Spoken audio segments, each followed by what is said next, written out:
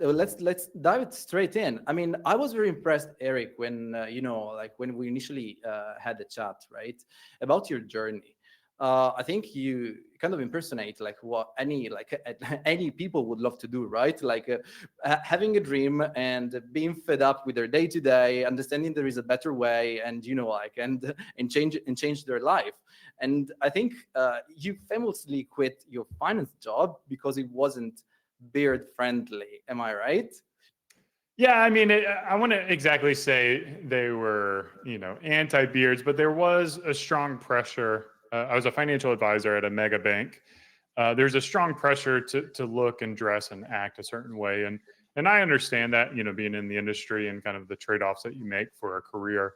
This was probably around 2011, 2012, and a suit and tie, of course, is what a lot of financial advisors were wearing back then. But more than that, I just thought, humans and men in particularly, naturally, if you do nothing, you have facial hair. So it's like part of who we are as men, and it's no different than growing head hair is growing beard hair. So like, like kind of like the logic in me wasn't really clicking with this aspect that we couldn't grow beards, or there's a pressure to shave off your beard. And long story short, I quit working there, started growing my beard out long, pretty much as long as it is now, and went to a beard competition in Oregon, and that's where I kind of started to run into other guys who were like me, who didn't really fit the traditional stereotype of what a bearded guy was.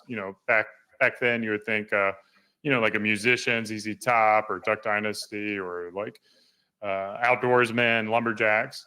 But I'm more of like as a financial advisor, I'm a business person, I'm a designer.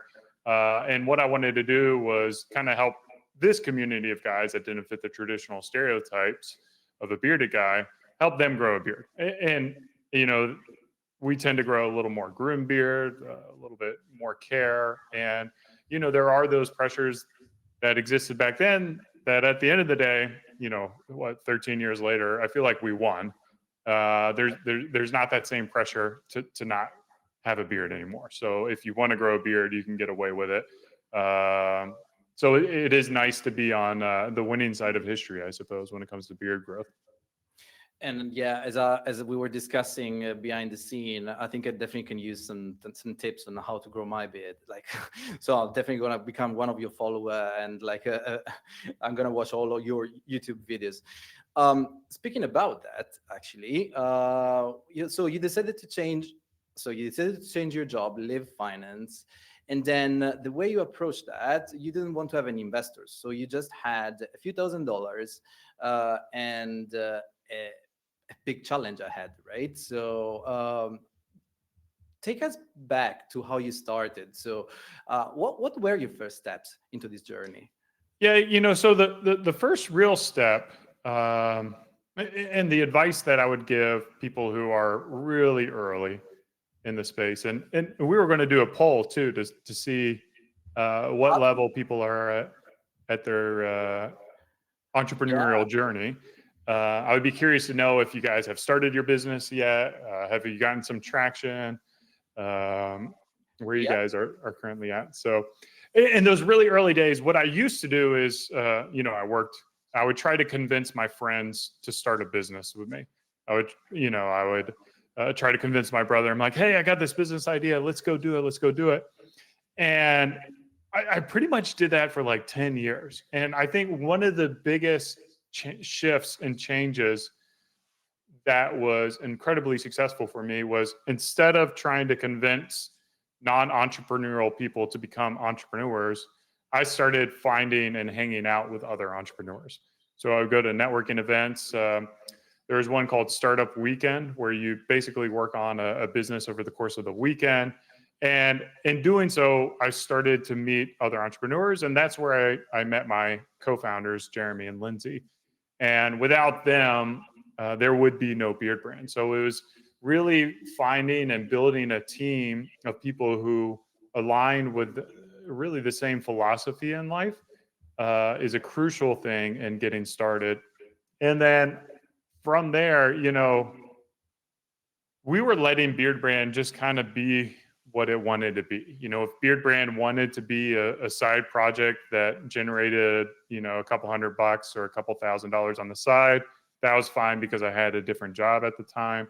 And then as we saw, you know, sales grow and our customer base grow, then we kind of shifted strategy and we said, all right, well, let's turn this into a real job. I'll do it full time. And then as it continued to grow, we're like, all right, Lindsay, why don't you come on full time? And we were able to bring Lindsay on full time. So it was a very like, you know, kind of feel it out, like be flexible type of journey. And I think, you know, for us that worked. There's a lot of, you know, the traditional way of teaching a business is not that. The traditional way is you come up with a business plan, you get the money, you raise the money, you buy all your inventory, you start selling, you go big. And I think in today's environment with access to so many suppliers, the world is a lot smaller. Alibaba, you know, Upwork, and being able to work with incredible gifted individuals who can help you design products. You can get launched on the side before going all in. And I think that is, in my opinion, a great way to go if you want a job that gives you the most freedom. And that's kind of like our North Star at Beardbrand, isn't to build the biggest company. It's to build a company that allows me to do the things that I want to do with the people I want to do them with when I want to do them. That's the dream, isn't it? For That's me, at least. For me, I mean, it is. so other people, they want to make tons of money, and you know, like, you know, You that's stay a way true to too. yourself. I mean, it is so interesting because as you started, I mean, it felt like, and then you tell it and tell us a bit more about that. But it felt like you already you knew what to do, right? So one of the first thing that you did was to start building a well, YouTube channel and like Tumblr, I think I was at that time, right? With some, well, all dear Tumblr, with some grooming tips, right? So I think you understood right away that in order to win your audience, you needed to educate them and kind of to be in their day to day. Yeah, I mean, I would say, what do they say? Necessity is the mother of invention, or something like that. But basically, in the early days, for me in particular, is I had more time than money. So if you have more money than time, then you'll want to hire talent out. You'll want to work with an agency. You'll work with a lot of suppliers. But when you have more time than money, then you have to be doing everything. And you have to be doing things that don't cost a lot of money. And social media is one of those wonderful things out there that allow you to reach your intended audience in exchange of your time, and maybe minimal investment. Like, I mean, nowadays, like Instagram, all you need is a camera, so you have that on your phone. Twitter, all you need are your thoughts and your words. So like, there's nothing there. YouTube's a little bit harder. Video, you know, like video editing can be a little challenging, but the barriers are really relatively low. And our first pieces of content on YouTube were literally me just opening up the laptop, talking to the laptop. My lighting was terrible. The audio was terrible. You know, even my beard and my style was terrible, but I just did it, you know. And I think part of entrepreneurship at the end of the day is just action. And do you have that action to go out there? Because as you do things, you learn and you get better. And you don't want to compare yourself to someone who's been doing it for 13 years. You want to compare yourself to yourself from a couple weeks ago or a month ago or years ago, and look at your own journey and your own progression. And I think that's going to be a more sustainable journey than always comparing yourself to other individuals. And I guess, you know, like when you start a new channel, or in general, you start, for example, you start a YouTube channel, right? Uh, it can be quite daunting to start with because you put a lot of effort on building content, and sometimes you see the number of followers, the subscribe, you know, like this subscription doesn't just go up, right? So I think, what idea did you have in mind when you started building content? So how you approach that? So what strategy did you have? Did you do any research around like your customer, what they wanted? It was like there wasn't a strategy behind it, and also, how did you realize that you were at an inflection point and this was actually working? Yeah, so I wish in those early days I could claim that I had this brilliant strategy, but at the end of the day, I was pretty fortunate in that I was a customer to our company. So what I spoke in regards to and what I cared about were really for me. You know, it's like, how do I care for my beard? I go and I do it. I try to figure it out, and then I share what I learn. And then in sharing it, I also learn more. You know, like the comments in my videos or the comments on Tumblr, they'd be like, "Oh, hey, have you tried this?" or "This is how you pronounce that," and I just learned so much. And going back to like those early days, there was a lot of the strategy was like the throw spaghetti against the wall and see what sticks kind of strategy. We carried a wide variety of products. We kind of wanted our audience and our customers to tell us what they were interested in. So we kind of started off with content about beard grooming, but then I got into like lifestyle content, health tips. I got into kind of like travel vlogs, and eventually we ended up filming a haircut at the barbershop, and that ended up being the most consumed type of content on our YouTube channel is people getting haircuts and providing guidance and inspiration for our audience on how they might be able to get a haircut, how they might be able to communicate it to the barber, and also from an entertainment perspective, see a nice transformation of before and after. So there is a little bit of that entertainment factor in there. And then we spun off like our guidance and our education onto a new channel to kind of focus more on that niche of people who are looking for specific tips into to grooming and your beard and hair. So, you know, being willing and open to looking at the data and looking at the data is really listening to your customers and understanding what your customers are asking for. And at that time, I guess you had a website and you had your first like product line. So how did you realize that you cracked the code, or when did you realize that you cracked the code between content and conversion? As in, these YouTube channel will started bringing you sales, and how did they connect to the website experience? Man, I wish I could say it when I learned to crack the code because I'm still trying to figure that out. I think it's a never-ending journey into business is a never-ending series of problems, and you as an entrepreneur have to absolutely love solving problems. So, you know, we've gone through waves where we've seen success on YouTube. We've seen that, you know, the growth of YouTube coincide with the growth of our sales on beardbrand.com. And then we saw us transition to a different type of content, the barbering content. And we saw an exponential growth in our YouTube channel, but we didn't see the same growth in our storefront anymore. So that was kind of saying that, like, sometimes you have to decide, is it more important to kind of chase views or is it more important to chase customers?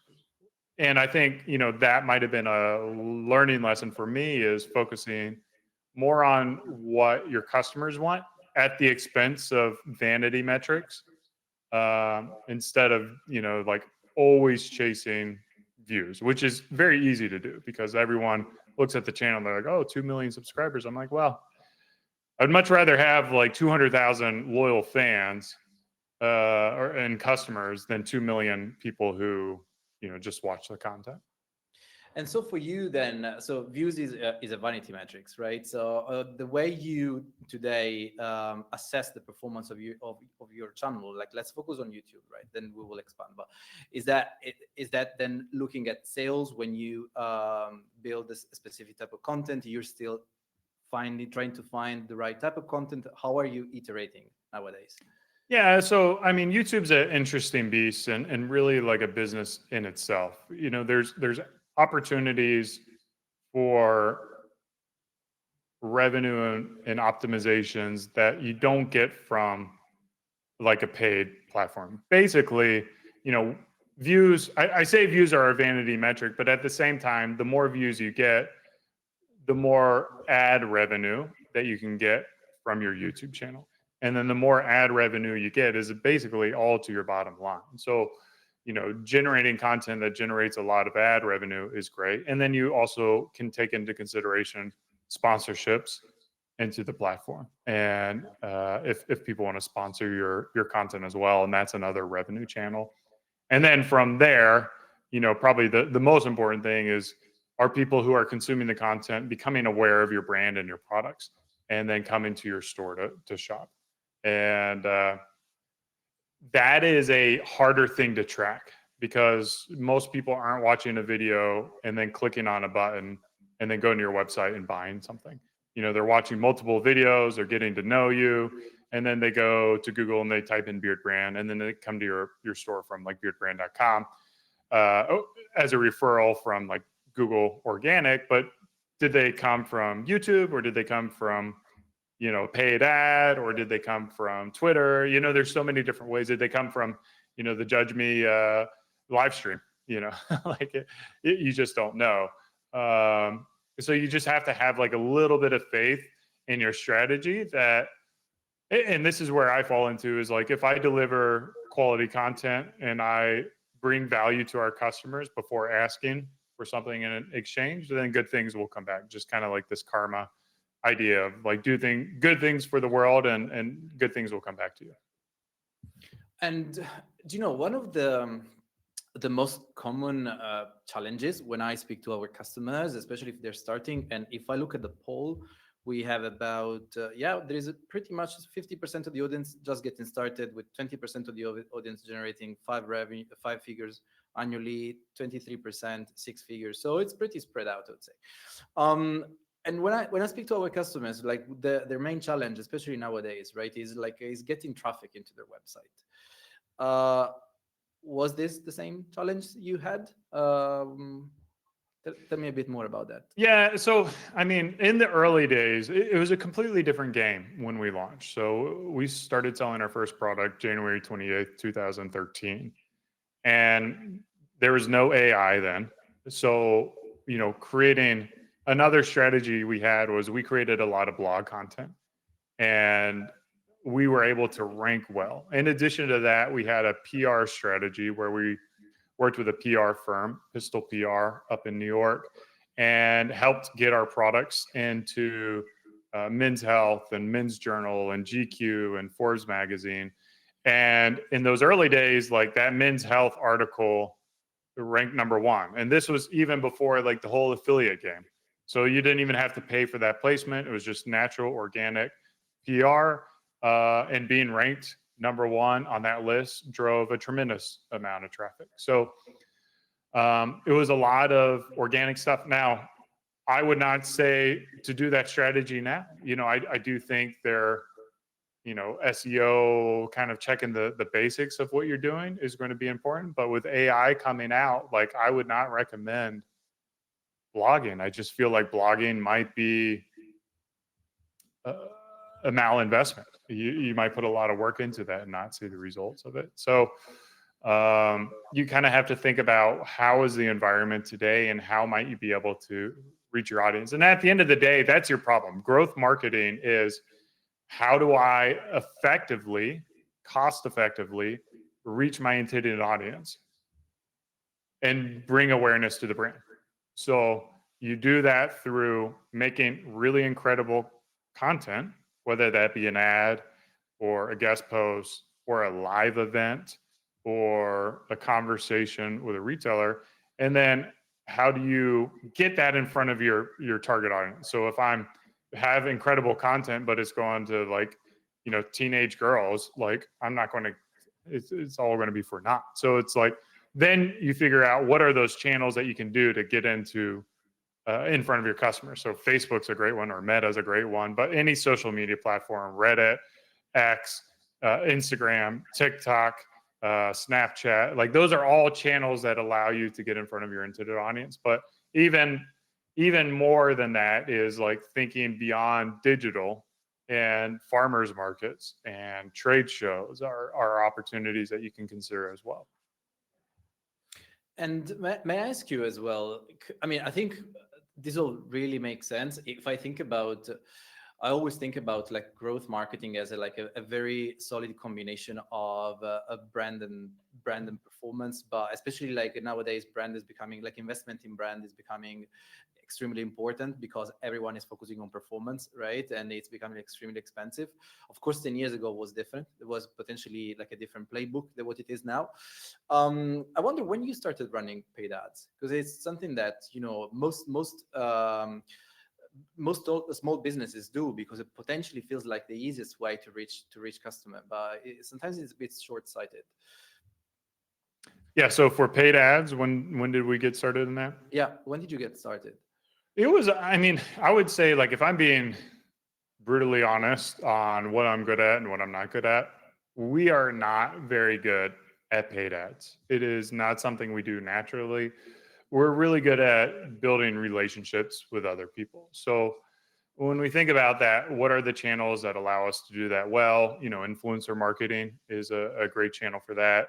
Of course, like just being authentic to our own customers, email marketing, replying to questions on reviews in the Q&A. And so we've we've done meta. I would say we started relatively early, within the first 12 months or so. Um, but I've never been like a really data oriented person. And I feel like if you want to see success, if you're data oriented, uh, paid ads are a great channel for you. And Amazon is also going to be a great channel because that's so much data intensive marketing strategy. Whereas I tend to be more storytelling, more branded, more relationship style, and focusing on channels that are more conducive to that.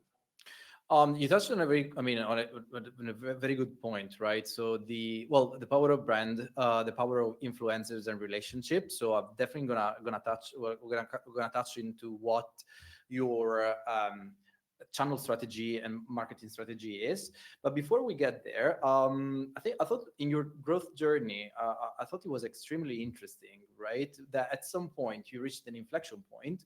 You had a couple of I would say external milestones. So as an example, you had a New York Times article that really like boosts the visibility of your product, and at the same time you also appeared in a TV show, Shark Tank, and this it boosted the visibility of your product. And from there, you kind of had to keep up with the scale, like with the scale and like how your product like was being sold like at pace. Can you tell us a bit more? Like, how did it feel like, that at some point your product like it's so visible that you need to keep up with sales? Yeah, I mean that's the most fun problem to solve in business, is when you're growing super fast and everything you do just seems to work. Um, my advice to we've got a lot of new entrepreneurs in there, and for us, the growth of Beardbrand seemed to be relatively easy. It was the right product with the right message to the right audience at the right time.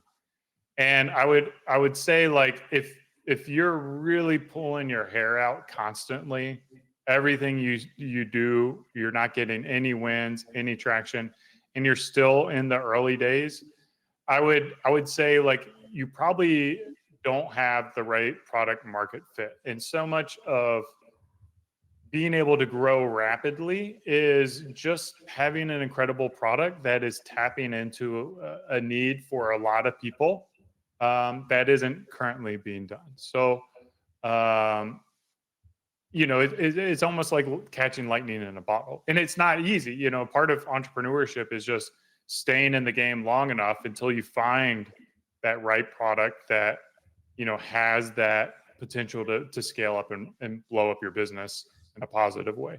So we kind of hang on. Like it's you. Well, I'll say, when you go through this as an individual, you start to lose a little bit of humility. Your ego gets a little bit bigger. You think you're God's gift to entrepreneurship, that you know everything. And then you think whatever you do is going to work. And then you realize through a series of failures that you're not God's gift to entrepreneurship. And sometimes there is just a little bit of magic and a little bit of luck. in your business, and you create that luck. It's not to say it's not accessible, but it is, humbling from time to time. Business is very much humbling. So, perseverance and dedication and determination are going to be far better indicators to long-term success than, pure like blowing up with the right product in the right uh, market. Yeah, I understand. I think you were in a position, you were like I would say in a lucky position. Then I believe like anyone builds it their own luck, right? I think if you think about your today, right, your business today, I got two questions for you. So one is about so how does your channel mix and your strategy look like? And second is, because you got this community of loyal customer, like loyal fans, right? Can you tell us like a very juicy tactic, or like how you constantly try to transform this this fan base into customers, and how you are currently building um, loyal customers, so that they keep buying from you? Yeah. So the first thing I do is have a perception that um, I don't own any customers. Every single person who we do business with, they have a right and an opportunity to go with a different company and a different brand. So when you understand that, you shift your focus to how do I create an experience at Beardbrand so incredible that they have no other option than to stick around at Beardbrand, because the product is great, the customer service is great, the prices are fair, and it adds tremendous value to their lives. So when we think about that, it guides us to do things a little bit differently. So we've done some things that we've done from a tactical standpoint is we have a private community called the Alliance. It's hosted on forum software called Discourse. So it's not a YouTube thing. It's a way for people to really share their journey and connect with other like-minded people in a private setting. So it's not a public forum. And we reserve that community for people who have purchased from us 3 times or who have spent $150. So it is people who are kind of passionate about the brand. And in that community, we allow them early access to new product launches. If we're doing some prototyping or we have some testing, some feedback we need, then we'll reach out to them for guidance and product feedback. And also we'll put on, some in-person events sometimes more formal, sometimes a little more kind of ad hoc, and really work to, facilitate relationships. Because, what do they say? There's a saying out there when it comes to people who sell courseworks is they join for the courses and then they stay for the community. So if you can help your customers develop relationships with other like-minded people, then there's going to be a little bit of that staying power with your customers. And then it's it's always about having a story to tell, and not just a made up cliche story, but like, how do you authentically do something remarkable in this world that's never been done before? And how can you bring value? How can you leave the world different and better when you die than when you enter? And that's what I want you to think about, is like, don't just look at Beardbrand and be like, oh, Beardbrand has these kind of fragrances, I'm going to do these kind of fragrances. There's already a Beardbrand. The world doesn't need another Beardbrand. The world needs your own unique take on what your business could be. Like, how can you take a similar product and make it really specific and really targeted for a very particular niche that will just make them raving fans? And it's not easy. It takes a lot of trial and tribulation, but that's how I want you to think about building a business and building a community. Yeah, that's really inspiring. I mean, to be honest, I was looking like through the chat, and there are so many questions. I think you're sparking a lot of like ideas there. So because time is flying, I really would love to pick on some of these questions, and because we're talking about influencer, we do have quite a few questions there. So I think so. Jennifer is asking, how do you go about finding influencers to promote your product? There's a few ways. If you get on TikTok now, TikTok has like an affiliate program. You can reach out to people there. YouTube has a similar program as well with the YouTube content creators where you can have a directory. There's also software. I don't know the name of the software, but if you have like influencer database software, there's ways to reach out there. I think the best way is to be a fan of the content that you want to reach out to. So just watch content. So for us, one of our niches is everyday carry, which is basically, like combs and brushes and knives and guns and stuff like that that guys will talk about. So it's just try to consume that content yourself and understand the content creator.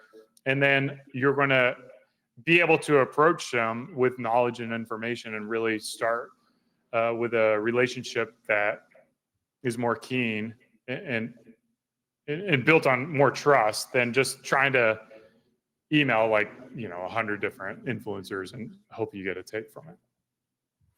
And I think down the line of like what we just discussed, Alison is asking, have you used micro influencer successfully? Is there a side of influencers that you normally target, or?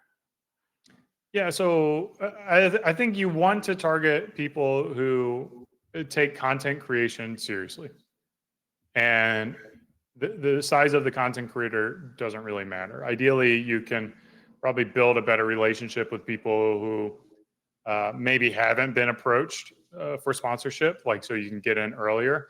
But I would consider you want to probably have someone with at least 2,500 followers. I wouldn't touch anything smaller than that, in my opinion.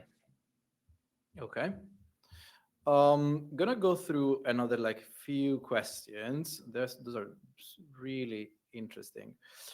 So John is asking, what's the minimum size of the business that is actually interesting to influencers? So do you need to be a big brand to be interesting to influencers, or what?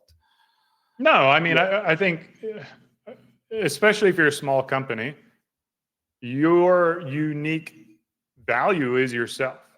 How many, if they reach out to Yeti coolers or whatever, they're not reaching out to the owner. They're working with some, marketing coordinator who may or may not really care about Yeti, and it's just a job for them.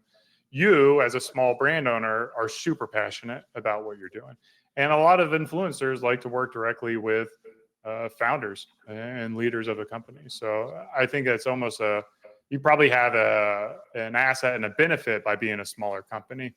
Now, if the influencer is just chasing money, and there's plenty of them out there, that might not be the right fit. But there are plenty of influencers who are deeply passionate about what they're creating, and if you're creating a product that serves their audience and them, then they're going to be happy to chat with you.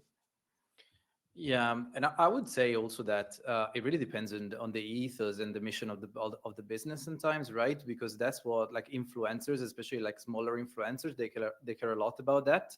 So really finding the right connection between your company ethos and mission and the product, of course, and what the influencer stands for. That's where really the power lies. There is a question on, let's say, channel mix. So Hannah is asking, I'm seeing that there's a large disparity between TikTok and every other platform in terms of your audience. Would you say that's where you put the most energy? I don't know what that disparity is, or what she's referring to, if it's the audience size or not. Our largest audience is on YouTube, where we have 2 million subscribers, and then our smaller channel, we have 200,000 subscribers. And I feel like YouTube is probably our number one channel that we invest in. We will then cut that content from YouTube into shorter content that will be uploaded onto Facebook, Meta, and TikTok. So that's kind of secondhand content, and it's not as effective. And we have found that TikTok customers and viewers of our content tend to not convert as well.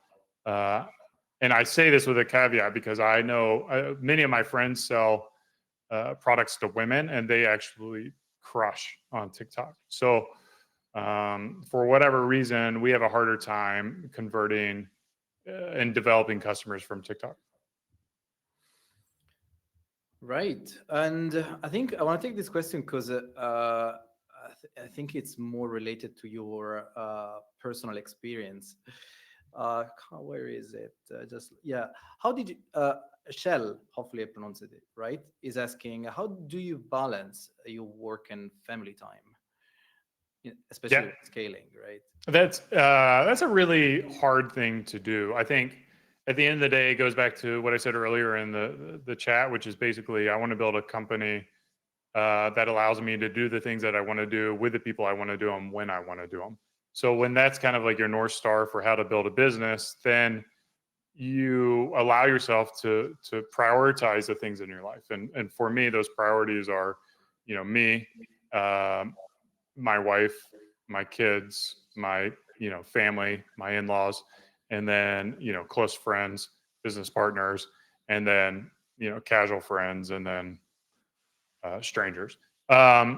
So when something comes up, or I should say the business would probably be,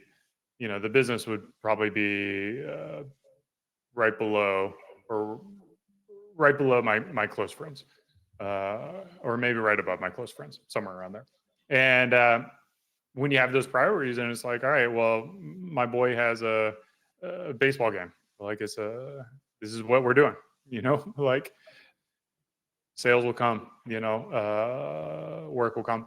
Now, I say that having gotten to the point where we have 10 employees and a lot of the day-to-day tasks are handled by the team. And we're not in the mode of like putting out fires all the time. But in the early days, 100% of my time, like if I was awake, I was thinking about Beardbrand. I was simply obsessed with the company, and that was 13 years ago, and my daughter wasn't born yet, and my son certainly wasn't born. So I had a little more time to allocate to that. But basically, you just have to prioritize what's important to you in life, and then stick to those priorities. Amazing. I think I mean, that is very much important, right? Also understanding your own priorities and making sure that you can stick to it. You really live like true to your values. Now, because of course, Judge.me is a review platform, I can't finish like this Q&A without asking you, how do you use reviews in your business? And can you share some really juicy tips on how you are using your reviews to build brand awareness, to build trust? Yeah, Mark asked the question too. So I figured maybe we could highlight his question. But, reviews are basically the voice of your customers. They are the soul of your company, the lifeblood of your company. It is that immediate feedback that you're getting on, are you doing the right things, or are you moving in the direction that doesn't align with your customers? So being able to utilize reviews and Q&A, and not only that, like allowing your customers to show off your products with the photography. So I would give you kind of some of the tactical aspects that we use reviews. Is one, we've integrated Judge.me into our Slack channel. So every single review that we get goes to that Slack channel. So we are literally reading every single review that comes in, and all of the team members at Beardbrand have access to that channel.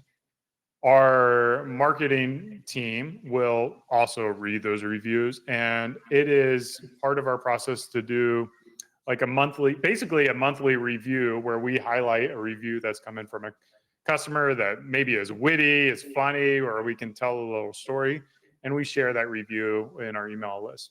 We also will find reviews that we'll integrate into ads. In fact, one of our longest, best performing ads was a review from a customer named Kat, who said she kisses her husband just to smell the beard.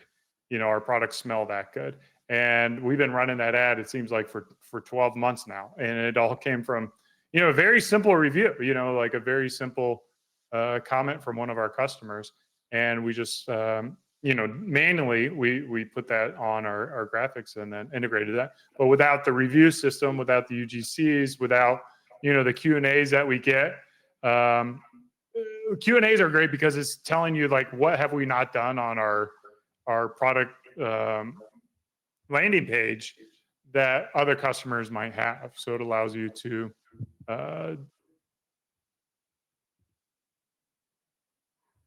and I think we lost Eric. yeah. I think he's almost back. All right. I don't you just black out for a couple of seconds. It's okay. And so you were talking about, so apparently you guys study a lot the reviews that you get, right? And you also incorporate that in your ads. That's interesting.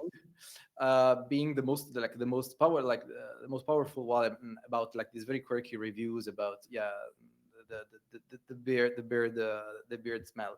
I wonder. I guess as everyone, you also receive bad reviews, right? How do you deal with them? Yeah, I mean, I like bad reviews because it helps us improve our product. You're going to get kind of critical feedback. And I also like to leave them up because I think it builds trust with our customers. I tend to not worry too much about it. I think like as long as your product's kind of in that, I mean, it can even be like 4.0 up to 4.9. I would almost not want to be at 5.0. I feel like 5.0 is a red flag. Like I think you need to have some critical feedback that, because a smart consumer knows that not every product's going to meet everyone. And you really want those crazy ones up there too, where you get a customer who's clearly crazy. They don't know what they're talking about. They clearly didn't read anything. They're like applying beard oil to like their dog and they're mad that it's not working for them. Because then it almost is like, oh, the bad reviews are for people who are just idiots, which unfortunately, those customers exist sometimes. But so we leave up the negative reviews, and sometimes people accidentally click on 1 star and leave a glowing review, and we also leave those up. We don't ask them to change because my thought process is when they sort by 1 star reviews and they still see positive reviews in there, then they're like, oh, okay, well, I don't know. That's the thought process, at least. I think, we need to write like some book about how to handle like bad reviews, because I think it's very stressing for our audience sometimes, like to deal with it. But we keep saying it is natural. Everyone receive it. It's a matter. Yeah, it's actually growth. You want trust. Like you want to develop trust with your customers, and if all they see is positivity, then you are not developing trust, because people know that's just, they'll either think that the reviews are bought and pay for. You've got to leave up those negative reviews, and then also like reply to them and let them know. Right? And sometimes, your reply allows the customer to learn from you guys too. Yeah, absolutely. And I see also that the audience is nodding. I think Crispina is saying the bad reviews are teaching tools. I couldn't agree more, really.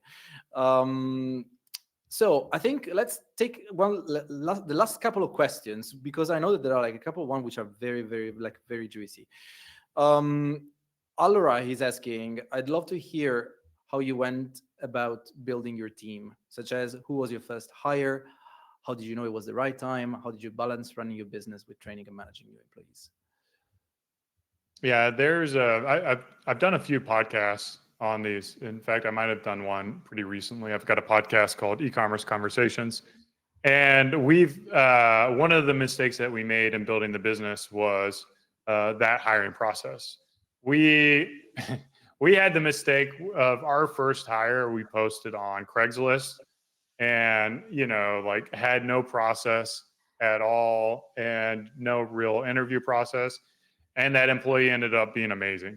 And so we just assumed all we had to do to get amazing talent was just to post on Craigslist and bring on anyone. And that was the furthest from the truth. What we've ended up doing is investing a lot into our hiring process. We take a lot of lessons from the term called top grading, or the top grading hiring process, which, long story short, is basically at every stage of the hiring process, you tell potential candidates that you will be doing reference checks. And then during the top grading interview, you ask questions in regards to how the reference is going to respond to those things. Like, so when we call XYZ reference, how are they going to describe you? And that allows you to get more of a truth element and in the process from your candidates. And then your candidates will line up the references, and you call the references, and you actually check as well. So it's a long process. The saying's true. It's what is it? Fire fast and hire slow. You really want to spend as much time. Never hire anybody with the mindset of like, oh, if this doesn't work out, we can just let them go. Because that's you telling yourself that they're not a right fit, and you're just trying to put out a pain point. You only want to be hiring where it's like, I cannot wait for this person to start tomorrow because I absolutely know they're going to crush it. Until you have that feeling about a candidate, do not hire. That's a great answer. I love the thing of the background check. Sometimes you can just say you're gonna have you're gonna do background check, and just to you know put a doubt out there that they shouldn't be lying, and then you don't even do it. So because we have to wrap up, I just want to ask you last question, right? But it's a hard one. It kind of summarizes you. I want you to kind of summarize your whole journey, right? So if you think about starting an online brand today with limited resources, what is the most important thing that a brand, a shop should focus on the first 12 months? What is the mistake that they're almost guaranteed to make? And also, how would you, based on your scaling journey, how would you change priority throughout? Yeah. So reminder to what I said earlier, business is simply just a series of problems that you solve. And the valuation of your business is the valuation of all the problems that you solved up to that point. Your job as an entrepreneur and a founder is to identify what your number one problems are and figure out how to solve that. And in doing that, you will inevitably create new problems. Typically, early businesses, your number one problem is nobody knows who the heck you are. So you need to be spending as much time as possible letting your intended audience know about your products and how it can improve your life. And I think a lot of people overthink everything. They focus too much on the tactics. They're looking for like the hot tips, or do we do Meta? Do we do TikTok? Do we do influencer marketing? It's like, at the end of the day, you're wasting time by planning. Your focus needs to be on action. Just start messaging people. It doesn't matter who it is. Start messaging influencers. Start messaging potential customers. Start talking to neighbors. Start talking to anybody, and just do that as much as possible. 99% of your time in the early days should be doing that. And then what you're going to find is like, holy crap, I sold out of products. Now I have a new problem. Like, how do I keep up manufacturing so I don't run out of stock? So then as you grow, you have more and more operational problems that you need to focus on. But in those early days, it's all about getting in front of your audience. And I mean, for example, the one thing that I learned by experience is, especially like if you're just starting, you can't do everything at once.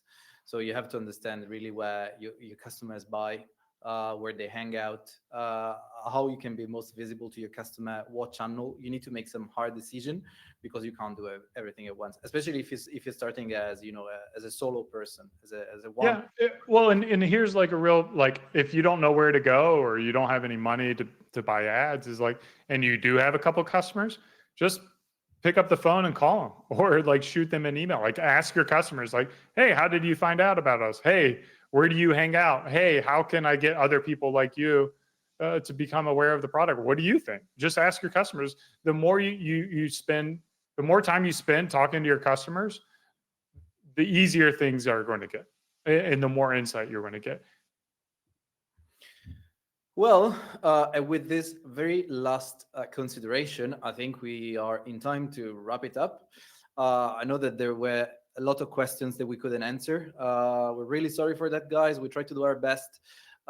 We really hope you enjoyed this session with Eric. A couple of things there. So one, if at the end of each of these sessions, we normally give a 30-day free trial. So if you want to experience Judge.me at full power, claim it now. So you can experience it. It's $15 a month, 30 days free. And then also, please rate this session. We would love to know more about what you like, what content you want to listen to, and how we can help you in your day-to-day challenges. We are a review app, but we love our customers, and we're very much like keen on building any sort of content that can help you with your journey. Well, let me piggyback onto that and just say what a great partner Judge.me has been for Beardbrand, and what an incredible value that they bring. It's unbelievable how much value you get out of Judge.me for what you pay for. And it's not just small companies that can use Judge.me. Judge.me can grow and scale their company. It is way overblown what they're giving you for the amount of money. And you almost have to be a fool to not go with them. Like it's just an automatic, in my opinion.